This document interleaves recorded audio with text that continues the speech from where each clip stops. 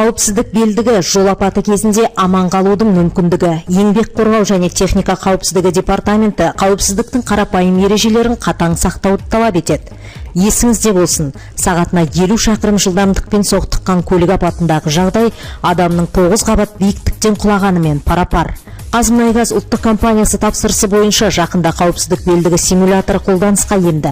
Арнайы жасақталған тренажер қарапайым принциппен жұмыс істейді. Адам жүргізуші креслосына отырады, белдікті тағады, одан кейін сағатына 10 шақырым жылдамдықпен тосын кедергіге соғылады. Ұйымдастырушылардың айтуынша осындай тестілеуден кейін көпшіліктің қауіпсіздік белдіктерін пайдалануға қатысты көзқарасы бірден өзгереді. Қауіпсіздік белгісінің өте адамға зор екенін мен қатты сезіндім. Сезілді. Осы жерде 30 жылдан бері жұмыс жасап жүргенде талай авариялар болды. Осы ремесіз келе жатқан жандардың қазасына да тап болған кездеріміз болды. Осы қауіпсіздік белдігінің көп пайдасының бар екенін жаңа сезіндім.